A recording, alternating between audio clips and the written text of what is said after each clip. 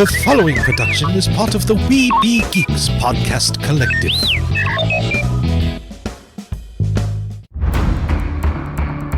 From days long ago, from uncharted regions of the universe, comes a legend. The dream that came through a million years, that lived on through all the tears. It came here, the Fandom Nexus. Fabulous secret powers were revealed to our host as he plugged in his microphone. I have a podcast! Here he is, your Spider-Pan, Jeremy.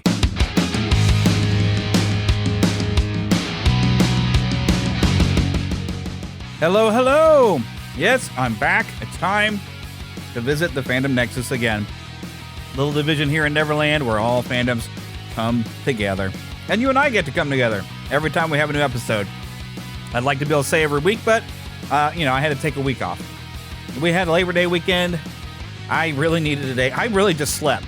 I laid around in bed all day. Labor Day weekend, and I had plans to get the show. I even had plans to get the show done here this past Saturday, but didn't quite get it rolling. And I am behind on movie reviews. I meant to review Reminiscence for you. I've meant to review Shang-Chi, which now I have seen both of those movies, and I will be reviewing both of those. Reminiscence I actually watched a long time ago, and Shang-Chi I did go to the theater. I went with Lost Boy Philip to go to see Shang-Chi, and of course my wife. Of course, at the time that I'm recording this, neither one of them are available to join me. Eric's also got a bit of a cold, so he hasn't been on the show in a long time. Lost Boy Philip, though, he's getting some tests run, been checking on some health for him for this week. He's got a long week probably ahead for him, so those of you that pray, please send some prayers over to him. And also that, of course, that Eric's throat gets better. He's had a bit of a cough when I was talking to him, so he wasn't thinking he'd be able to make it. But nonetheless, we're going to have a great time on the show today. I've got a lot of things to be able to talk about, and a lot of fun to have. So let's get right down to business.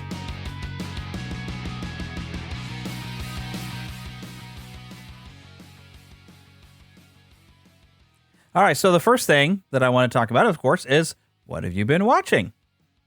Well, I'm still watching. I'm marathoning Friends, and I think I'm in the 8th season now. And my goodness, the amount of guest stars that they had on that series, it's a lot. It really is. It is a lot. I've seen everybody from, let's see, we've even had some Marvel people. Paul Rudd is a regular character named Mike here in this season. He's somebody dating Phoebe. Let's see. I think we've had some other people who have ended up in Marvel movies as well. Well, Jeff Goldblum. I just actually saw an episode with Jeff Goldblum as a guest part. I think only the one episode. I haven't watched the episode after that one yet. But it's, there's two people right there who have been part of the Marvel Cinematic Universe already. And of course, I would really like to see Courtney Cox pop up at, say, PowerCon, which PowerCon was just this past weekend. If you don't know, PowerCon is a Masters of the Universe convention. And I don't know if Courtney Cox has ever made an appearance there or at any convention for her role in the original Masters of the Universe movie. But I think she'd be very welcome to put in an appearance, right? I think she would. I think we'd all just get a kick out of it if she come and attended a panel and talked about Masters of the Universe to get Dolph Lundgren and... I can't think of the actor's name, but, the actor who he was in Back to the Future as well, played Strickland, he's in Masters of the Universe as well. It'd be kind of fun to see what he's been up to. I don't know if he's still alive. He's kind of older. He should be still kicking around somewhere, but I don't know. Other things I've been watching is, of course, I've been trying to keep up on What If. I did watch What If Zombies, but I think I dozed off somewhere in the middle of it. And I did see at least one review saying that they were a little disappointed in it. I'm like, well, maybe I got bored. I don't understand. I fell asleep watching it. It was kind of neat to see. I think I'm just kind of burned out on zombies in a lot of ways in entertainment. I still enjoy Resident Evil games, and right now I've been playing The Evil Within. That's what I've been playing this week, and we have been streaming it over on the official Neverland gaming channel. When you look for it, you really have to make sure you look for the official Neverland gaming channel. It's very specific to that. But I've been playing that, and of course it's got zombie-ish style things, but these are intelligent monsters that are actually able to fire guns at me. And I think that's kind of unfair in the game, actually. I am out of ammunition at the point where I'm at in the game. I'm really out of ammo, and yet I have enemies that have guns. And if I manage to take one down, it does not let me take their ammo. What is up with that? Right? So I'm kind of, though I'm past the zombie thing, as I was saying before, So What If Zombies, I need to try to watch. But I think it is kind of neat that they've included that because the Marvel zombie, that's been kind of a thing for a while now. And I don't know that there's been a comic book of it. I've never seen a comic of it. But I've seen artwork. I think there was even talk of a toy line of Marvel zombies. This is a thing for a lot of people. So for me, I haven't really been into it, but it was kind of interesting to see. And also a slightly different take on zombie with, having the Avengers turn into zombies and still be actually quite capable. So that was very interesting. So yeah, that's been the kind of my thought on that is like, well, there it is. Yeah, that's pretty much the main things I've been watching other than I continually watch YouTube videos. But I figure it's time for us to move on. So let's move on.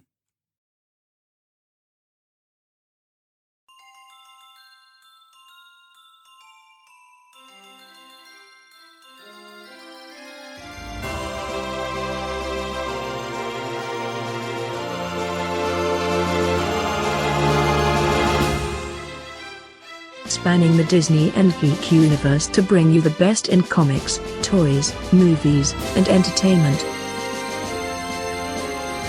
This is news from around Neverland. Well, first thing I want to mention is we had the Creative Arts Emmys, and there are some winners here that are, I think, of importance to us. The Mandalorian, Matthew Jensen, for episode Chapter 15, The Believer, on Disney+, outstanding cinematography for a single camera series, half hour. Other ones, let me scan through here, because I did see WandaVision. There it is. Episode filmed before a live studio audience for outstanding fantasy sci-fi costumes. Now, I don't know, I can't think off the top of my head what episode that was directly, but, the costumes were very, very cool in that. And even, because, they had that retro style in a lot of the episodes, and even when they had the Halloween costumes that were kind of nods to the actual comic book outfits, that was very, very cool. So that does not surprise me that they would get something for costumes. We also have WandaVision as winner for outstanding production design for a narrative program, half-hour format, which there's 2 for WandaVision. Mandalorian also won outstanding prosthetic makeup on the episode Chapter 13, The Jedi. Which we had a lot of good makeup stuff because it is Star Wars. And not to mention, we did get to see Ahsoka, which was very, very cool. I should have collected these beforehand, but I only just recently found out about that there was all these winners, and so I'm having to look them up as we're going. The Mandalorian also won Chapter 13, The Jedi, outstanding sound mixing for a comedy or drama series, 1 hour. I do want to throw in here also that Genndy Tartakovsky's Primal won for outstanding animated program for an episode called Plague of Madness. Now, I have not watched any of this. I did cut the cord, so I don't have cable anymore, so I don't really have Cartoon Network, but Genndy Tartakovsky has produced a lot of interesting series over his career. Outstanding individual achievement in animation. It's a juried award. We have a winner, a lot of different winners for different, type of shows, but The Simpsons, Nick Ranieri, he's a lead character layout artist, won for the episode Wad Goals. Also got WandaVision as winner for the episode Breaking the Fourth Wall for the song Agatha All Along for outstanding original music and lyrics. And I believe that's one of the songs written actually by the same team who brought us the music in the Frozen films. I think a few other things they've worked on for Disney now as well. Outstanding special visual effects in a season or a movie, the winner being The Mandalorian on Disney+. Star Trek Discovery actually did get an award for outstanding special visual effects in a single episode. I haven't been watching that one. Outstanding stunt coordination, winner The Mandalorian, which actually won over The Falcon and the Winter Soldier. The Mandalorian also won for outstanding stunt performance for the episode Chapter 16, The Rescue. Hamilton on Disney Plus was a winner for outstanding technical direction, camera work, video control for a special.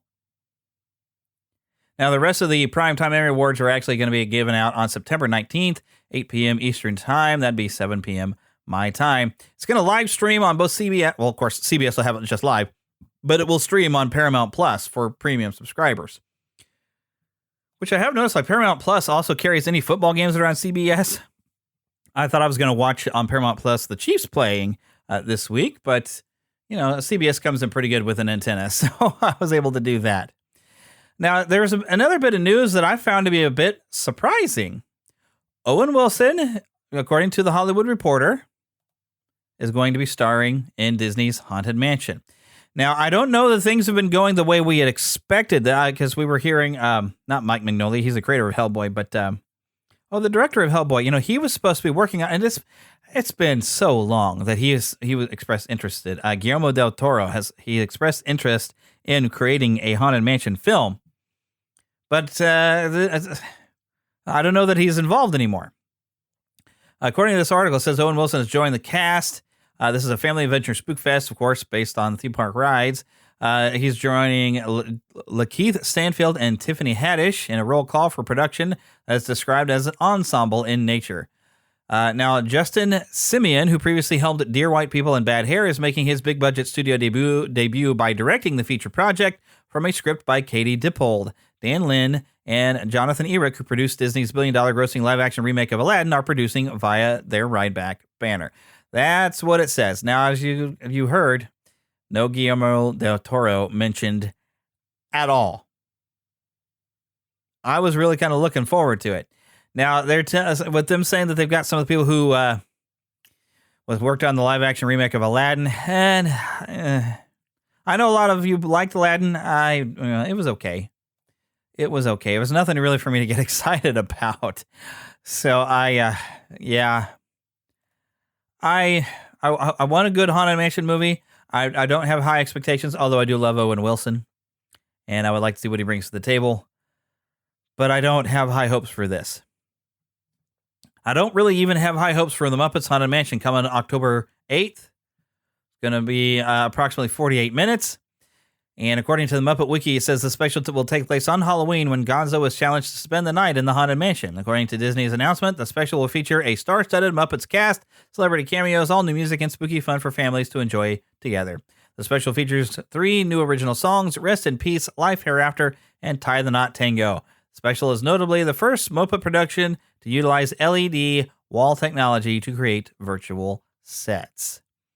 And expected in there is Gonzo, Pepe the King Prawn, Kermit the Frog, Miss Piggy, Fozzie Bear, Beautiful Day Monster, no idea, Beverly Plume and Howard Tubman as Happy Haunts, Sam the Eagle and Pops as the Duelist, Chip as Pickwick, the Chandelier Ghost, Crazy Harry as Alexander Nitrikoff, he's the man in the dynamite portrait, Janice as Sally Slater, the Tightrope Walker, Link Hogthrob, Dr. Julius Strangepork, and Miss Poogie as Quicksand Men and the Caretaker's Dog. Human cast includes Darren Criss as the caretaker. Singing bus will be Jeffrey Niley as Uncle Theodore, Pat Zajac, Craig Robinson, Sky Jackson, and Justina Mikado. So, yeah, really what Disney has done with the Muppets the last few outings, I've not been impressed with. I really haven't been. It's been a disappointment for me. So, and I think I mentioned this before when the announcement. I mean, I love the Haunted Mansion. I do love the Muppets, the mixture of it should be good, but I don't really have big high expectations. Sony PlayStation had a lot of announcements this week for some new games, and I think I can play the audio for at least this one.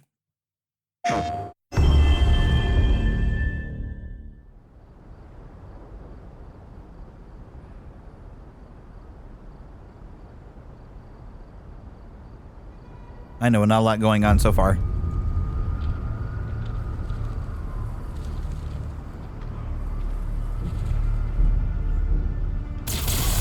For as long as I can remember, I have looked for an equal. One who could push me.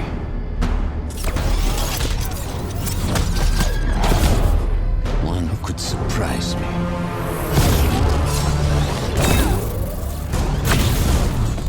One who could even beat me. Yet all I found is disappointment. Will one of you finally give me what I desire?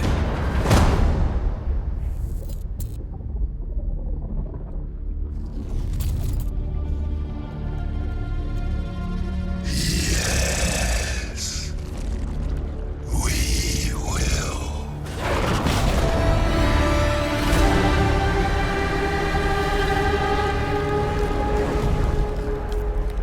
So this was the teaser they gave us for Marvel's Spider-Man 2 coming 2023. Looks to be a PS5 exclusive from Insomniac Games, which Insomniac Games did such a great job with that first Spider-Man game. I've only played a little bit of the Miles Morales. I'm waiting until I can get a PS5 myself because I want to play that to its full extent instead of getting the PS4 version, although I might cave one of these days, who knows. But I kind of want to wait and play it to the full extent of what the PS5 can do.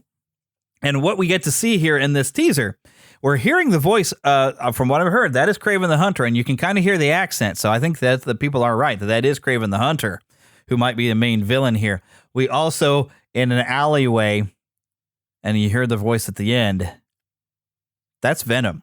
Now, the question I would have with Venom is, and I don't want to spoil the first game too much for you, but we get a little hint there, kind of an end credit scene, that the Venom symbiote might be somehow or another connected with Harry Osborn this time in this alternate universe. So this might be Harry, which we kind of, like I said, we kind of got teased.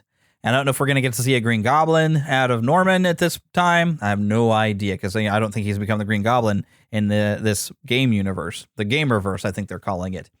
So, but we also did see Miles Morales there with Peter Parker's Spider-Man, which makes me wonder how cool would this be if you could maybe play online or co-op in some other fashion. You could have somebody playing as Peter, somebody playing as Miles, and you can play together. I would have so much fun getting my buddy Philip in here and us playing this together. I would have so much fun with that. That seems like a great idea. And there's been a lot of great collaborative games. I can't even think of the name of this one. I haven't played it, but I think it's called A Way Out, and it deals with two guys getting out of prison. It turns out one of them is actually an undercover cop trying to investigate something, but you have to work cooperatively together, and you each have your own tasks to complete in order for you both to advance. And doing something like that would really be a lot of fun. But yeah, this is coming out. It's meant to be a single-player adventure at this time. That's what they're announcing it. But, some sort of online play where somebody was playing as Miles and somebody's playing as Spider-Man, Peter Parker, that would be so great. I would really, really enjoy that. Now, what we have also found out, Tony Todd of Candyman fame will be voicing Venom. I am not familiar with I haven't watched any Candyman movies. I don't know if it's the newer one or the old Candyman films. I have no idea. But we've got Brian Intihar as a creative director and Ryan Smith, who's the game director. Also, they do have the original voice actors back, Yuri Lowenthal and Naji Jeter, to as Peter and Miles. So, just really good stuff. Now, as the surprise thing that they mentioned, Wolverine. Now, I don't think I can play the audio from its teaser because it's, there's like a jukebox playing some song back in the background and, copyright. So that's also the reason I'm not going to be playing the audio from another trailer that came out last week to be able to talk about. But we don't know much about this Wolverine game. And really all we see somebody's back and they're sitting there at the bar. You can see that their hands or knuckles kind of have some blood like they've been in a fight. There looks like a lot of people on the ground. One person kind of gets up behind him, pulls a knife, and then we zoom into the person sitting at the bar's hands, and the claws come out. And we know that's good old Logan right there. There's Wolverine. Don't know much about this. This they just announced that this is even happening, but it is Insomniac, and considering how well they've handled Spider-Man, I would like to see what they do with Wolverine. So, and it's very early development right now. So, hopefully, Insomniac's going to continue to do as well for Marvel as Rocksteady has been doing for the DC franchises with Batman, the Arkham games, and also the upcoming Suicide Squad game and Arkham Knights, or Gotham Knights, I think is the next game they've got coming out, which does look very interesting. Something else that got announced was a Knights of the Old Republic, Star Wars, being remade. This actually has never been on a PlayStation before. I do have it on my Xbox 360. I have it here on the PC. I have both of those games on my PC. I hadn't realized it had never been on PlayStation before, but the interesting thing is BioWare is not making this remake. Yeah, I know. That surprises you, right? They made the original. And so I don't know. I mean, this is Aspire Media working with Lucasfilm Games, remaking this thing from the ground up. Now, I would hope that they don't. I wouldn't change the story or anything. I mean, this thing was darn near perfect. Sprucing up the graphics a bit, maybe adding some different game mechanics. But I mean, this was a darn near perfect Star Wars game. So I'm hoping with this remake, they don't really change a whole lot. But, you know, we'll see what happens. Something else that's coming up, I think I can play this audio.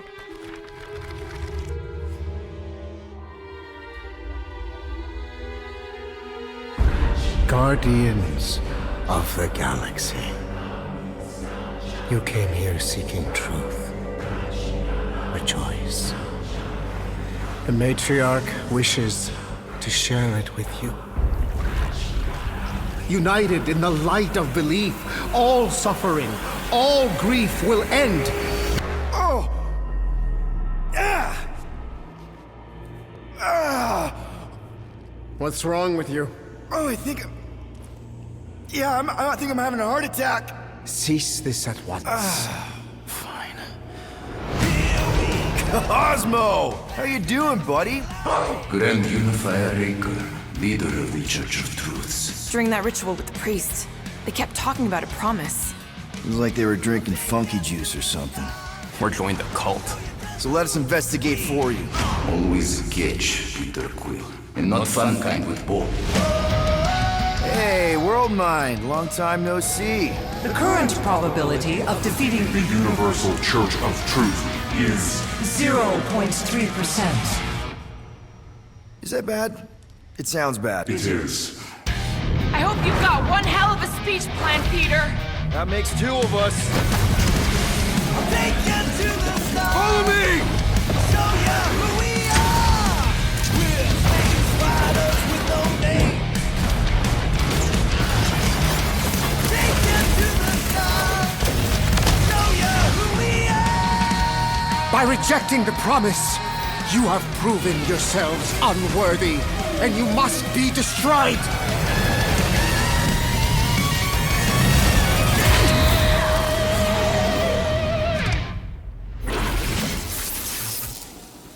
That was completely intentional. The Milano's on her way.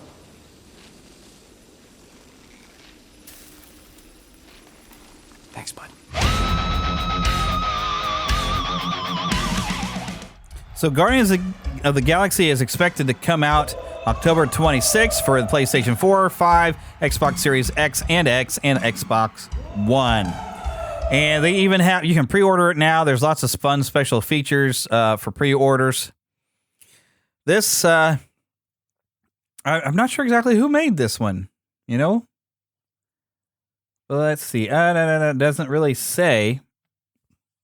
But it does remind me of a lot of the Avengers game, where it was like, oh, well, it seems to be they kind of focused a little too much on being able to play it online and didn't get enough in the single player. And I've tried playing it over the streaming service the PlayStation had for a while. And I don't know, the Avengers game, I wanted to really like it, but I was like, yeah, you know, it didn't hold my interest. It really didn't. By the time I got to where I was doing the missions that were, I guess you could start, you know, similar to the online style, it wasn't that interesting. It wasn't that fun. But hopefully this is different. I think Squaresoft did make this, but I'm not 100% certain. This might have some different manufacturers, and I have not looked. But here's the description it has. 12 years ago, a massive galactic war swept across the cosmos. Star-Lord, seeing opportunity for adventure and profit in a universe that's finally moving on, recently formed the Guardians of the Galaxy to sell those services as heroes for hire. But now, a grand organization known as the Universal Church of Truth promises to bring back everything that was lost in the galactic war. Powered by their faith, they're spreading their beliefs to more and more worlds. It'll soon be up to the Guardians of the Galaxy to save the galaxy. No guts, no glory. And the last little bit at the end of the trailer where Rocket is there saying, yeah, this was intentional. He's got this glitching computer behind him and it says the Milano's on his way. There's a little bit of one of his whiskers that's on fire and Groot's hand comes in there and squishes out the little flame. And that's why he's like, thanks, bud. It's an old joke, but it's just always fun, really. It's a good joke.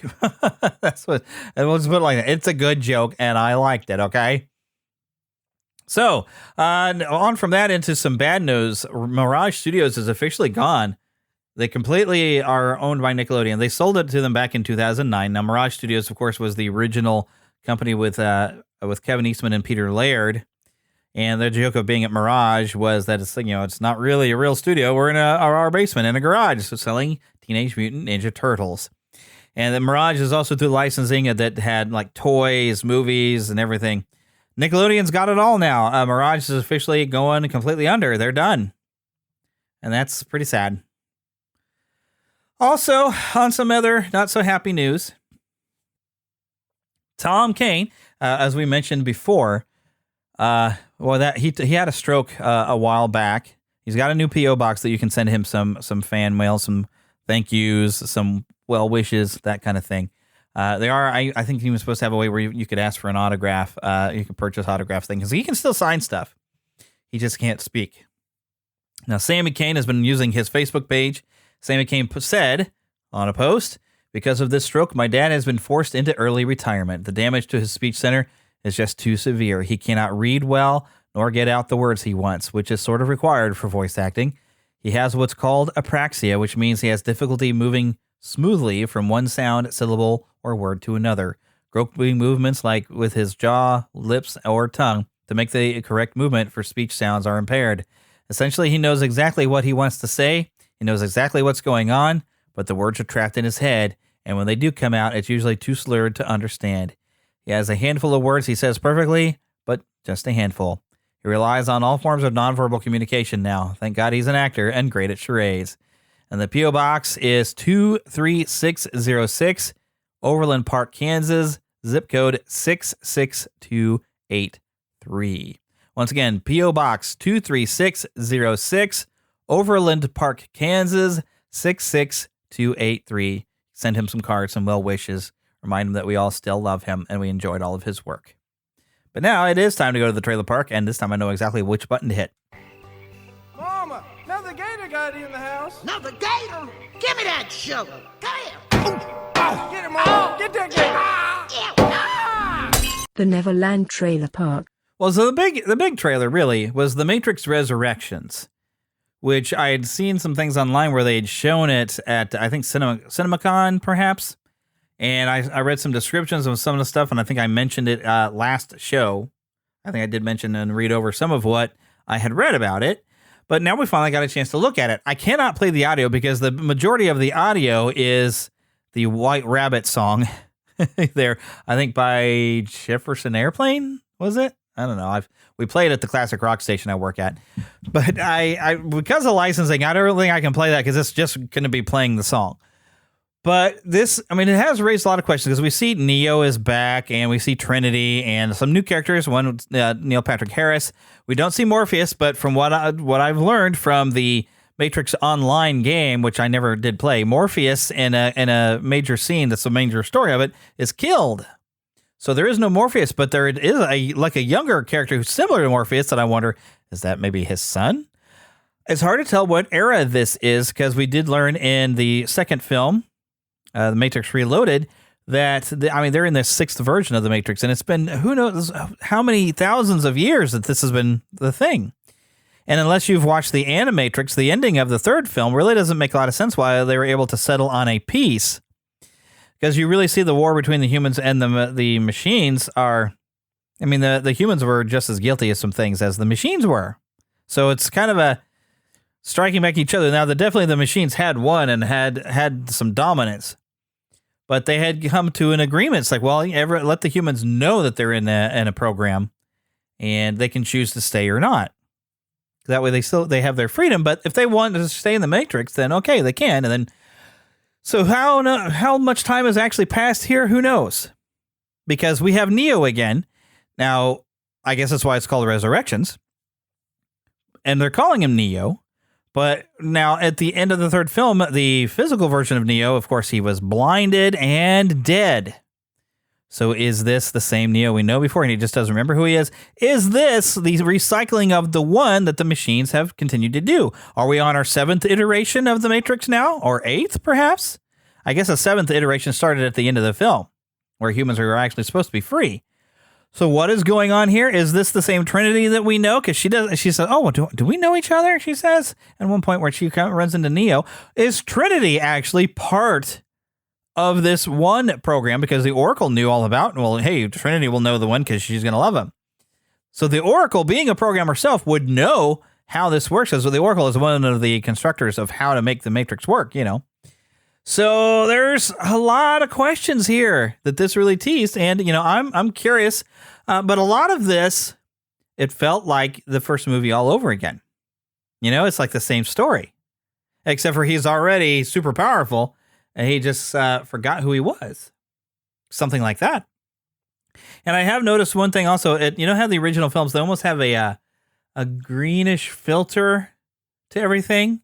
This doesn't have that filter, so it could be like the program that everybody lives in, the Matrix, has been upgraded severely, and it seems more real for everyone inside. Who knows?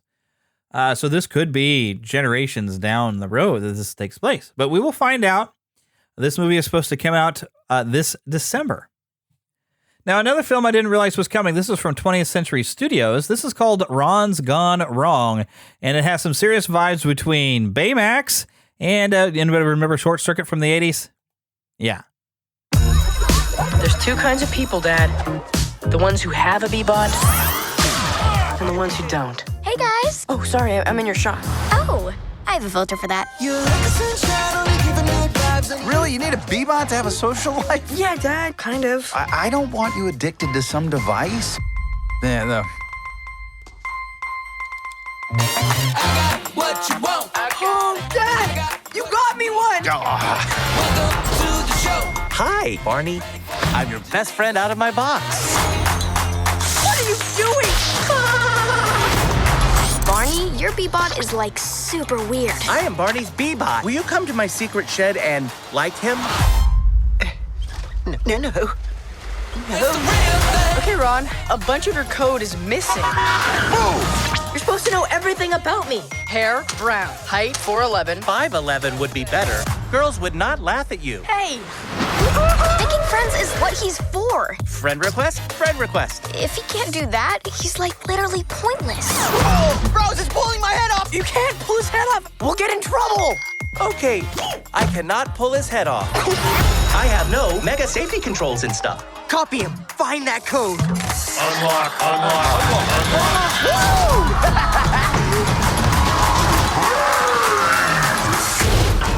I'd better look into that. You think? I'm not leaving you behind. They will send you to the Crusher. We'll go to the Crusher together. No, crushing is not fun. Not fun. Where is it? Find the rogue. We don't need anyone else. I currently have one friend. That is sad and also tragic. Run for it! No problem. Are we having fun with me? No! Hey, buddy, how's the B-bot? Both of you, hands where I can see them.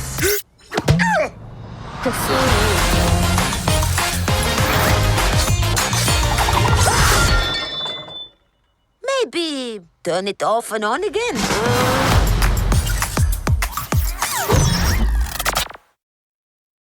So that's it. That's Ron's Gone Wrong from 20th Century Studios. So, I mean, it's kind of a Disney movie, but it's also kind of not a Disney movie. You know what I mean? So,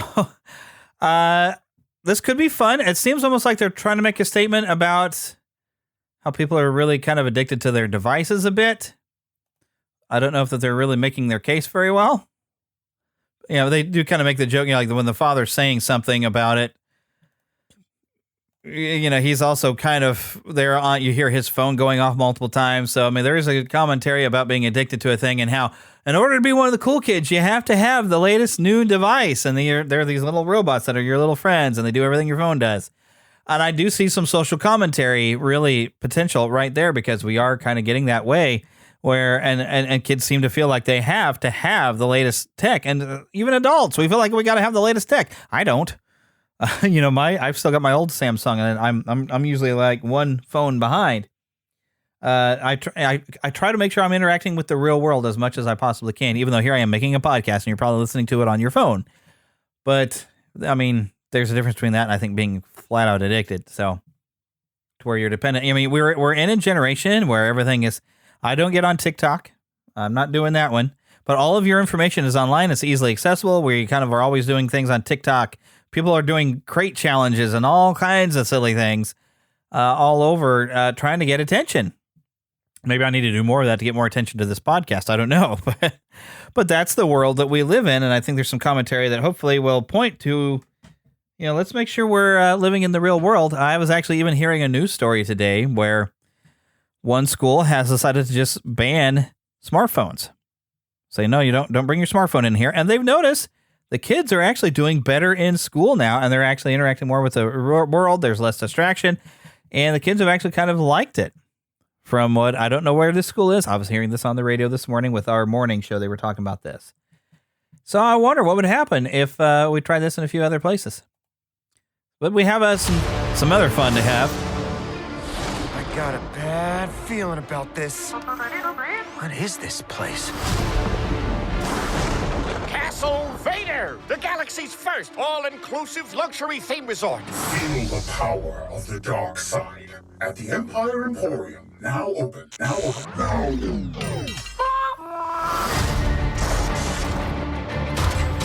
Within these walls lies tales almost too terrifying to tell. Would you like to hear them? Was that lightning inside? Oh, that's a big one! The legendary tales of the Sith speak of the thirst for power. So join us then, and take what you want. Will you please? This isn't funny! The devotion of the undead. Rise!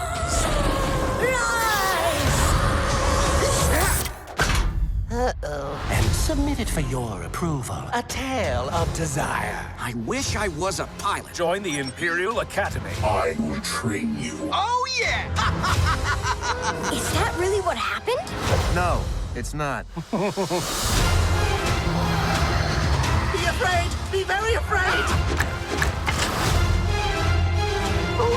Monster!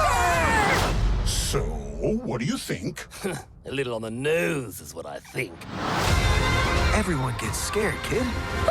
Without fear, you can't have courage.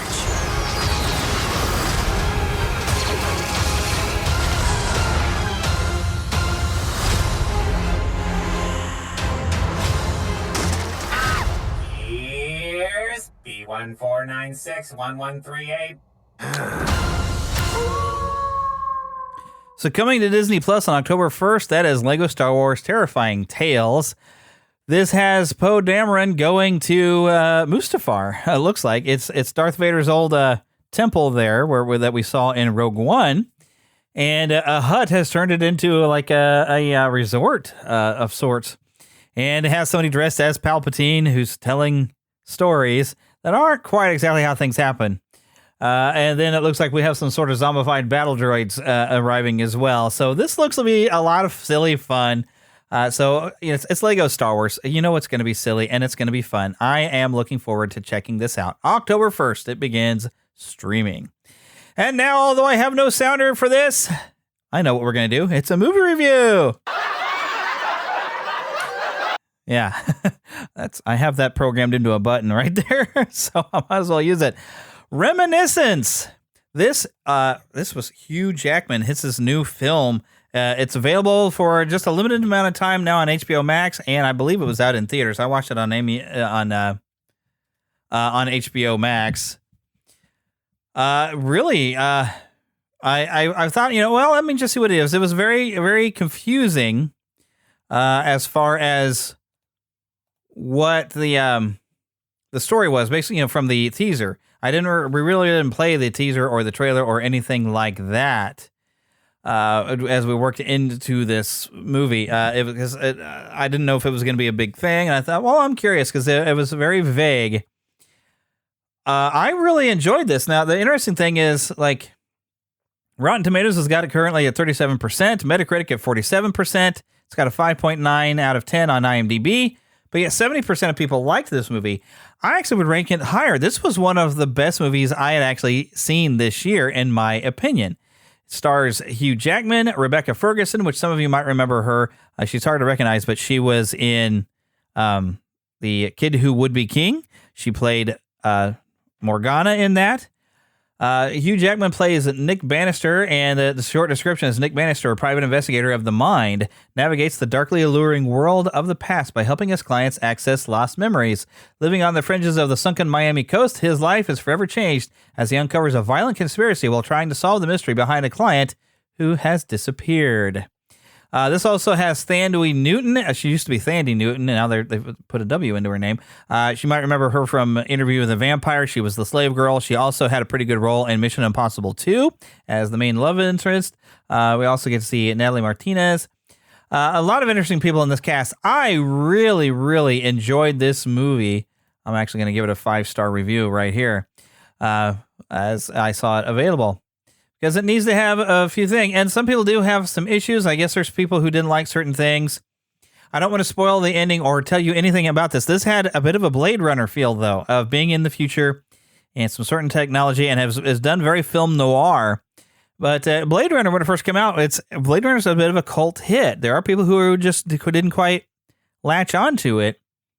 So I think that's kind of what's happening. Some people kind of didn't latch onto us, and then a lot of it's really did enjoy what this film has to offer. But it's a device that apparently had been used for interrogation, because you can literally look into someone's memories, and as long as you know how to speak to the person, you can guide them into the memories, and then they are able to record memories and relive them. And that is the beginnings of things. And then Rebecca Ferguson plays this woman, and she's a lounge singer. There's even one point she's wearing a red dress. It's very Jessica Rabbit. It was very, very cool. She's named May, but she comes in saying that she's missing her keys. And she wants to get in reminiscence. And you find out a lot more of what goes on as it goes on and throughout the film. That's quite the mystery. And I really enjoyed it. I was on the edge of my seat. My wife even came in towards the end, and it brought her to tears because it's very powerful and very emotional. But yeah, Rotten Tomatoes. Let me see what some of the bad review things.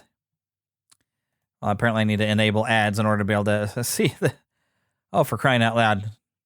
So the audience score they have right now is 39% and 37% on the tomato meter. Critic Consensus, although Reminiscence isn't lacking narrative ambition, its uncertain blend of sci-fi action and noir thriller mostly provokes memories of better films. Audience says Reminiscence has some great ideas, but clunky dialogue and flat characters keep this sci-fi noir from ever really coming to life. I can't say that I agree with any of that. It's rated PG-13. I like I said, I really liked it. Cliff Curtis is in there. I had actually recognized him from some other films. But yeah, it's kind of a lot of mixed reviews. But like I said, I really enjoyed it. I do recommend check it out, especially if you don't want to have to pay extra money. If you have an HBO Max account, go and check this out. And I'm really surprised of how many people are not fans of this film. Because like I said, I really enjoyed it. The other film, the big one, Shang-Chi and the Legend of the Ten Rings. Now, I want to see what... Let's see what people have been saying about this one, because I'm curious now. Because here's another film that I absolutely adored this one. Then now I wonder if... it's got an 8 out of 10 on IMDb and 92% on Rotten Tomatoes. It says 93% of Google users have liked this movie. I think that's where that 70% of your users did enjoy this movie. Now, I am not that familiar with some of the world of Shang-Chi, and I believe we kind of dove into this a few episodes ago. Well, look, Marvel's got a list of characters.